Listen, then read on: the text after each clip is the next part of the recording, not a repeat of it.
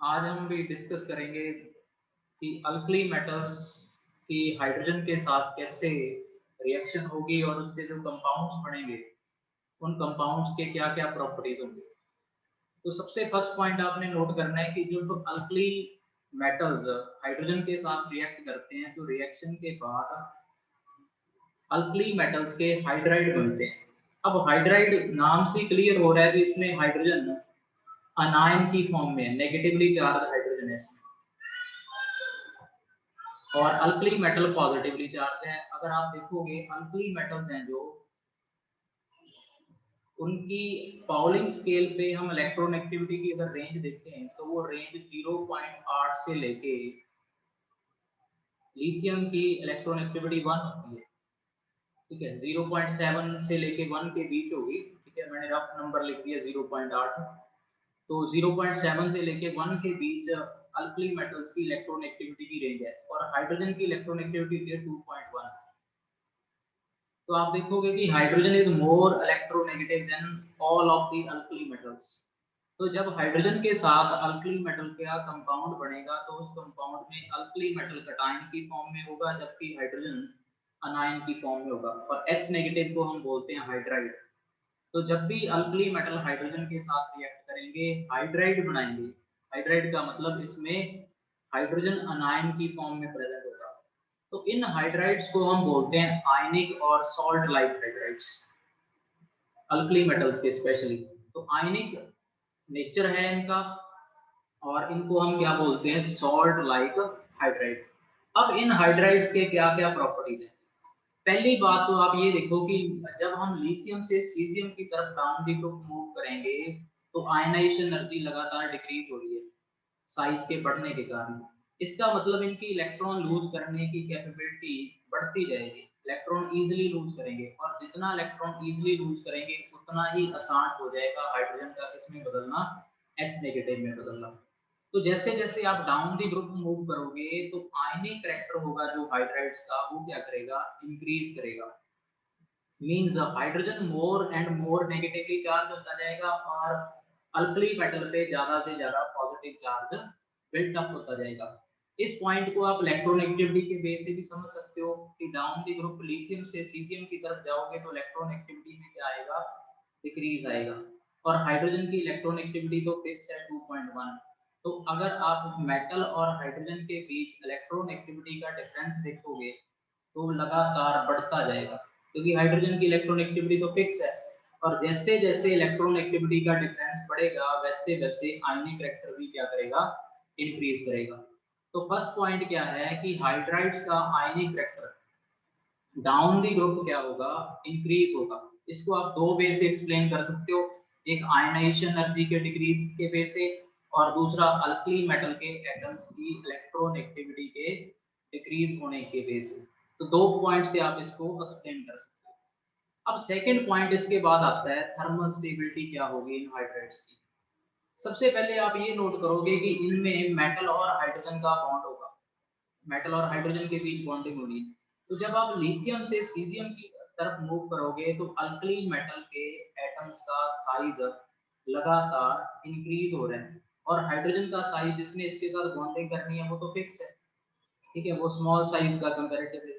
तो आप देखोगे कि साइज का जितना मिसमैच ज्यादा होगा उतना ही बॉन्ड क्या होगा, वीक होगा। तो जैसे जैसे हम डाउन दी ग्रुप मूव करते हैं मेटल का साइज क्या करेगा, इंक्रीज करेगा और मेटल के साइज के इंक्रीज करने से मेटल और हाइड्रोजन का बॉन्ड लगातार वीक होता जाएगा। तो सबसे स्ट्रॉन्ग बॉन्ड किसमें होगा, लिथियम और हाइड्रोजन में, और सबसे वीक किसमें होगा, सीजियम और हाइड्रोजन में। तो सबसे थर्मली स्टेबल मॉलिक्यूल किसके मिलेंगे हमें, लिथियम हाइड्राइड के मिलेंगे और सबसे थर्मली लेस स्टेबल हमें कौन मिलेगा, सीजियम हाइड्राइड मिलेगा। तो जैसे जैसे down the group alkali metal का साइज बढ़ेगा, हाइड्रोजन का साइज तो फिक्स है, तो उनके बॉन्ड का जो नेचर है वो वीक होता जाएगा, बॉन्डिंग उनकी वीक होती जाएगी और जैसे ही बॉन्ड वीक होगा थर्मल स्टेबिलिटी में हमें डिक्रीज देखने को मिलेगा। थर्मल स्टेबिलिटी का मतलब होता है मॉलिक्यूल्स कितना टेम्परेचर या हीट क्या कर सकते हैं, सह सकते हैं और वो अपने आप को कंपैक्ट बनाए रखेंगे।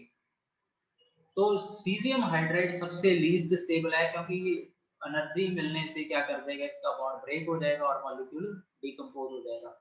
अब जब ये मॉलिक्यूल का हाइड्रोजन का बॉन्ड ब्रेक होगा मेटल के साथ, तो इससे इनका रिड्यूसिंग नेचर भी आएगा, क्योंकि जो स्पीशीज हाइड्रोजन सप्लाई कर सके वो रिड्यूसिंग एजेंट होता है। तो आपने एक इंपॉर्टेंट पॉइंट यहाँ पे नोट करना है कि जो इन हाइड्राइड्स के पास एक प्रॉपर्टी होगी, वो प्रॉपर्टी होगी रिड्यूसिंग एजेंट की। ये एक्ट करेंगे एज ए रिड्यूसिंग एजेंट, और रिड्यूसिंग एजेंट आपने नोट करना है थर्मल स्टेबिलिटी के इनवर्सली प्रोपोर्शनल होता है। जितनी जल्दी मेटल और हाइड्रोजन का बॉन्ड ब्रेक होगा, उतना ही रिड्यूसिंग एजेंट वो पावरफुल होगा। तो हमें पता है कि thermal stability down the group क्या कर रही है, डिक्रीज कर रही है। इसका मतलब reducing power down the group क्या करेगी, इंक्रीज करेगी। तो जितने अल्कली मेटल्स के हाइड्राइड्स हैं, they are strong reducing agent. क्यों है, क्योंकि वो हाइड्रोजन को सप्लाई कर सकते हैं। तो सबसे कम जो रिड्यूसिंग पावर होगी वो लिथियम हाइड्राइड की होगी, उससे ज्यादा होगी सोडियम हाइड्राइड की, उससे ज्यादा होगी पोटाशियम हाइड्राइड की, उसके बाद रुबिडियम हाइड्राइड, और सबसे ज्यादा रिड्यूसिंग पावर आएगी किसकी, सीजियम हाइड्राइड की। तो लिथियम हाइड्राइड सबसे कम पावर वाला होगा रिड्यूसिंग एजेंट वाइज अगर आप देखोगे, और सीजियम हाइड्राइड सबसे पावरफुल रिड्यूसिंग एजेंट होगा इनमें। तो थर्मल स्टेबिलिटी और रिड्यूसिंग करैक्टर एक दूसरे के इनवर्सली प्रोपोर्शनल होते हैं। ये था तीसरा पॉइंट। फोर्थ पॉइंट क्या है, जब भी ये मेटल हाइड्राइड वाटर के साथ रिएक्ट करेंगे, तो वाटर के साथ रिएक्शन से यहाँ से हाइड्रोजन गैस लिबरेट होगा, और दूसरा जो कंपाउंड बनेगा वो बनेगा मेटल हाइड्रोक्साइड। तो जब भी अल्कली मेटल के हाइड्राइड वाटर के साथ रिएक्ट करते हैं, तो वहां से हाइड्रोजन गैस लिबरेट होती है, और क्या फॉर्म हो जाता है साथ में, मेटल हाइड्रोक्साइड। तो ये मेटल हाइड्राइड्स हैं जो अल्कली मेटल्स के, these are excellent source for the production of hydrogen gas. इन मेटल हाइड्राइड का हम यूज कर सकते हैं क्या पैदा करने के लिए, हाइड्रोजन गैस पैदा करने के लिए। फॉर एग्जांपल जैसे लिथियम हाइड्राइड है, उसको हाइड्रोजन प्रोड्यूस करने के लिए बहुत जगह क्या किया जाता है, यूज किया जाता है। तो ये चार बातें आपने नोट करनी है। पहली, अल्कली मेटल के हाइड्राइड्स का आयनिक करैक्टर डाउन द ग्रुप बढ़ेगा, क्योंकि जितना आप डाउन द ग्रुप मूव करोगे, साइज बढ़ने से आयनाइजेशन एनर्जी में कमी आएगी, और इलेक्ट्रॉन लूज करने की जो टेंडेंसी अल्कली मेटल की बढ़ती जाएगी, जिससे हाइड्रोजन को H नेगेटिव में कन्वर्ट होने में आसानी मिलेगी। दूसरा, बॉन्ड के वीक होने से जो थर्मली स्टेबिलिटी की हम बात कर रहे हैं अल्कली मेटल के कंपाउंड्स की, वो लगातार क्या करेगी, डिक्रीज करेगी। जितना कोई मॉलिक्यूल थर्मली लेस स्टेबल होगा, उतना ही उस हाइड्राइड की रिड्यूसिंग पावर क्या होगी, ज्यादा होगी। दोनों एक दूसरे के इनवर्सली प्रोपोर्शनल है। और चौथा पॉइंट, जब भी अल्कली मेटल्स रिएक्ट करते हैं वाटर के साथ, जो इनके हाइड्राइड्स हैं, तो वो हाइड्रोजन गैस लिबरेट करते हैं। For example lithium hydride is excellent source for the production of hydrogen gas. तो ये हाइड्रोजन के साथ रिएक्शन थी। अब उसके बाद हम कुछ पॉइंट्स डिस्कस करेंगे कि जो ये अल्कली मेटल्स हैं, वो हेलोजेंस के साथ किस वे से रिएक्ट करते हैं। तो जब हेलोजेंस के साथ अल्कली मेटल की रिएक्शन होती है, तो वो आयनिक हैलाइड्स बनाते हैं। फॉर एग्जांपल अगर सोडियम की रिएक्शन हो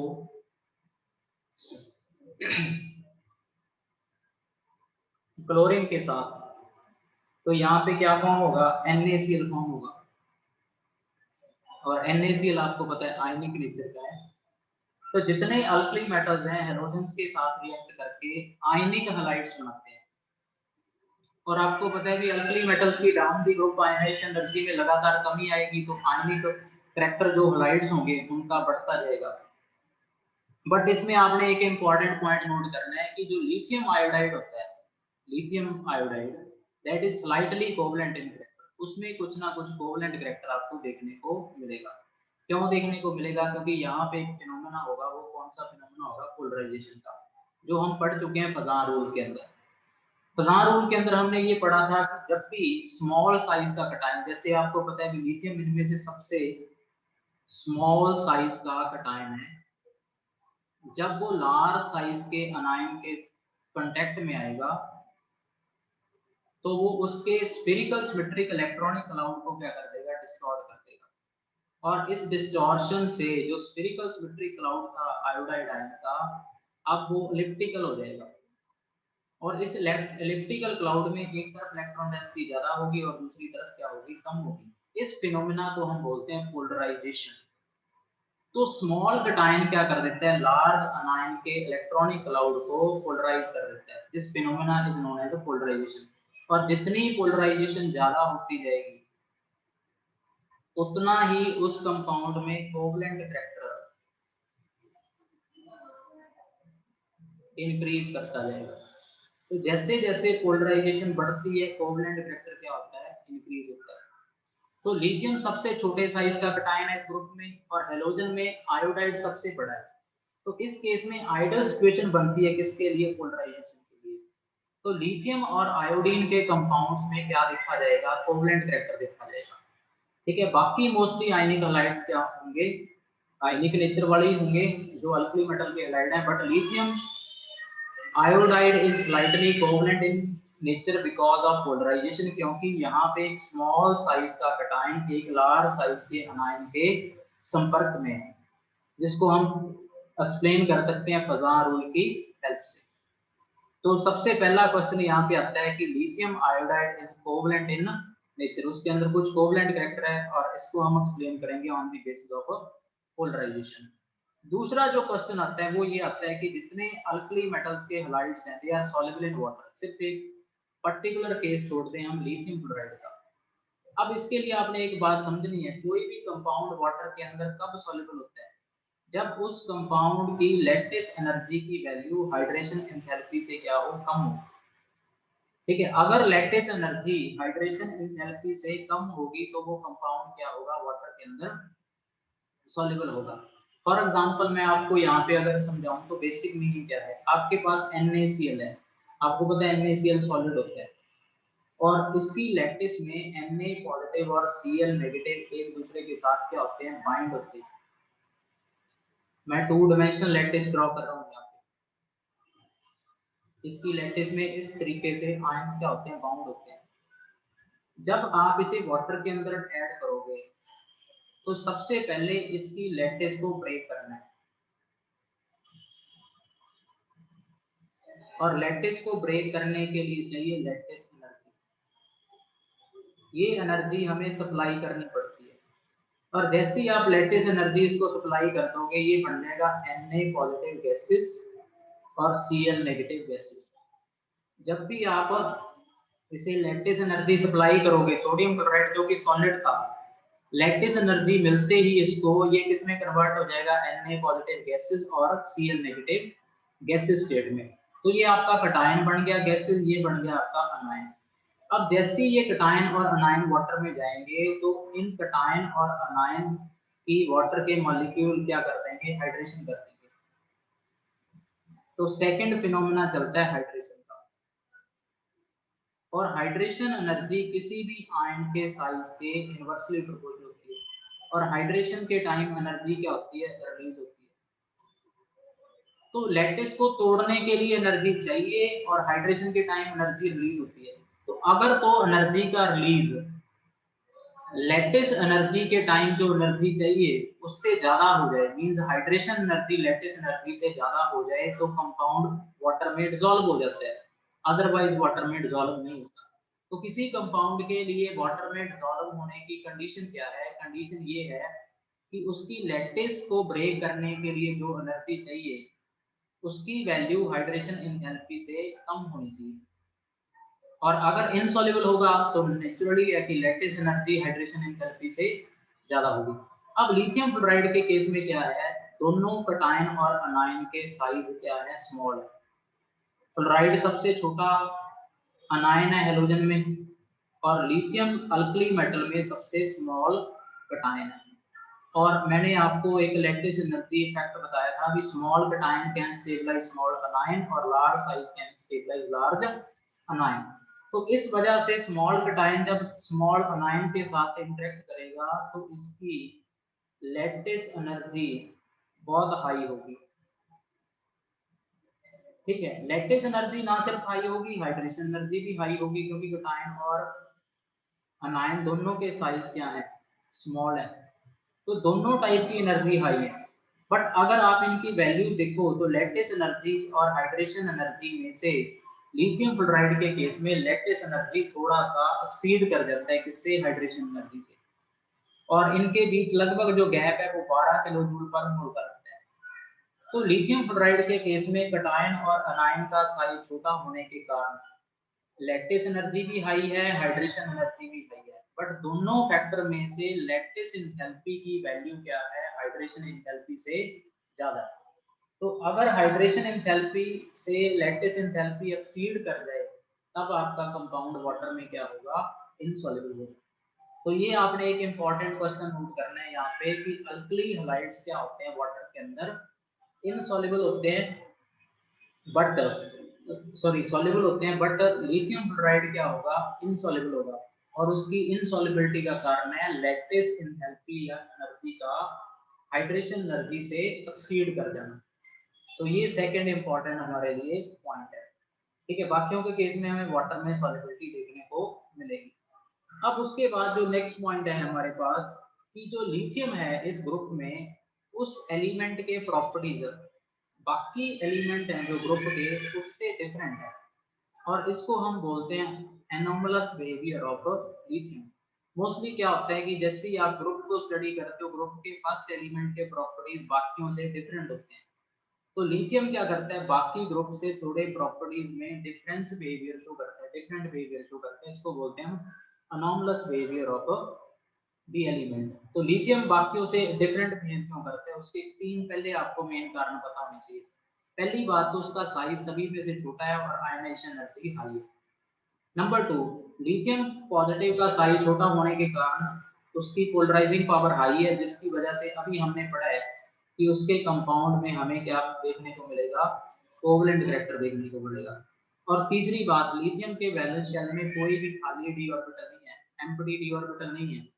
तो इन तीन मेन बातों की वजह से, एक तो साइज स्मॉल होने की वजह से, आयनाइजेशन एनर्जी ज्यादा होने की वजह से, पोलराइजिंग पावर हाई होने की वजह से, और डी ऑर्बिटल की एब्सेंस होने की वजह से जो लिथियम की प्रॉपर्टीज हैं वो बाकी एलिमेंट्स की प्रॉपर्टी से क्या होंगी, डिफरेंट होंगी।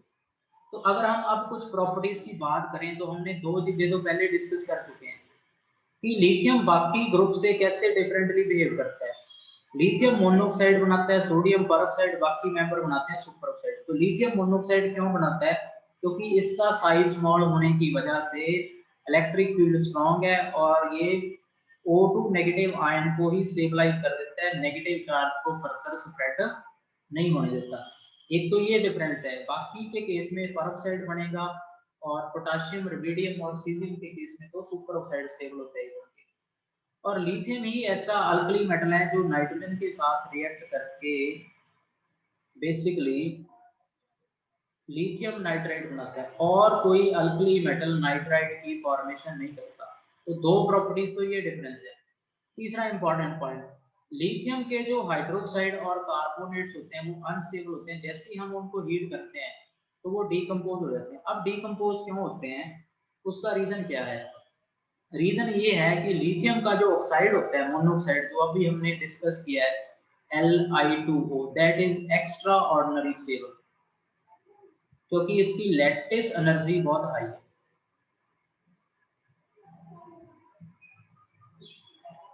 तो लिथियम का अगर हाइड्रोक्साइड होगा तो वो क्या करेगा, डीकम्पोज हो जाएगा हीटिंग करने के बाद और डीकम्पोज होकर ऑक्साइड में कन्वर्ट हो जाएगा। और अगर आप लिथियम कार्बोनेट को भी देखो तो वो भी डीकम्पोज होकर CO2 गैस छोड़ेगा। और दोनों के दोनों कंपाउंड क्यों टूट रहे हैं, क्यों डीकम्पोज हो रहे हैं, इसीलिए हो रहे हैं कि उनका प्रोडक्ट स्टेबल है। तो जब भी हाइड्रोक्साइड और बेसिकली कार्बोनेट्स क्या होते हैं, डीकम्पोज होते हैं, तो डीकम्पोज होने के बाद वो लिथियम मोनोऑक्साइड में चेंज हो जाते हैं। और लिथियम मोनोऑक्साइड क्या है, स्टेबल है। तो लिथियम हाइड्रोक्साइड और लिथियम कार्बोनेट के कम स्टेबल होने की वजह है कि उनकी ये टेंडेंसी रहती है कि वो स्टेबल ऑक्साइड में कन्वर्ट हो जाए, और लिथियम का ऑक्साइड क्या है, एक्स्ट्रा स्टेबल है। इस वजह से इनके ऑक्साइड और कार्बोनेट, हाइड्रोक्साइड और कार्बोनेट्स क्या कर जाते हैं, डीकम्पोज कर जाते हैं। एक और पॉइंट है कि जो लिथियम नाइट्रेट होता है अगर उसे हीट किया जाए तो वो भी ऑक्साइड में कन्वर्ट होता है, और ऑक्साइड में कन्वर्ट होने के साथ वो क्या करता है, NO2 गैस छोड़ता है, और NO2 होती है ब्राउन कलर गैस। ठीक है। लिथियम नाइट्रेट को अगर हम इस इक्वेशन को बैलेंस करें तो बैलेंस करने के बाद आपको ये वाला इक्वेशन मिलेगा। तो लिथियम नाइट्रेट के केस में आपने एक इम्पॉर्टेंट पॉइंट नोट करना है कि लिथियम नाइट्रेट जब भी हीट करते हैं, डीकम्पोज करके ब्राउन कलर की नाइट्रोजन गैस रिलीज करते हैं, साथ में ऑक्सीजन और लिथियम का ऑक्साइड। बट बाकी अगर आप देखो अल्कली मेटल जैसे सोडियम नाइट्रेट है, इसको हम हीट करेंगे तो इससे हमें NaNO2 प्लस ऑक्सीजन ही मिलेगा, कोई NO2 नहीं मिलेगा। यहाँ पे फर्क देखो आप क्या है, यहाँ पे कोई ब्राउन गैस लिबरेट नहीं हो रही। अब ऐसा क्यों हुआ, देखो इसीलिए हुआ क्योंकि लिथियम का मोनोऑक्साइड एक्स्ट्रा स्टेबल है। तो लिथियम ने प्रेफर किया नाइट्रेट से किसमें जाना, ऑक्साइड में। बट सोडियम के केस में ऐसा नहीं था, उसने बनाया सोडियम नाइट्राइड, ऑक्साइड नहीं बनाया उसने। ठीक है। तो लिथियम के केस में लिथियम नाइट्रेट एक्सेप्शनली बिहेव कर रहा है, कारण उसका extra stability of lithium oxide. तो वो ऑक्साइड में बन जाना प्रेफर करते हैं और क्या रिलीज कर देते हैं, nitrogen in the form of brown gas that is NO2। But बाकी नाइट्रेट्स ऐसा नहीं करते, वो नाइट्राइड में चेंज हो जाते हैं और ऑक्सीजन को क्या करते हैं, लिबरेट करते हैं। ये कुछ इंपॉर्टेंट पॉइंट्स हैं जिनमें आप देखोगे कि बाकी एलिमेंट से लिथियम में क्या देखने को मिलेगा, डिफरेंस देखने को मिलेगा। इसको हम बोलते हैं अनॉमलस बिहेवियर ऑफ द लिथियम। तो ऐसा हर एक ग्रुप के अंदर आपको देखने को मिलेगा कि जो फर्स्ट एलिमेंट होगा उस ग्रुप का, उसकी प्रॉपर्टी बाकी एलिमेंट से क्या होंगी, डिफरेंट होंगी। तो ये आज हमने अल्कली मेटल के हाइड्राइड्स, उनके हलाइड्स और लिथियम के अनोमलस बिहेवियर के बारे में, ये 3 टॉपिक्स थे जिनके बारे में आज हमने डिस्कस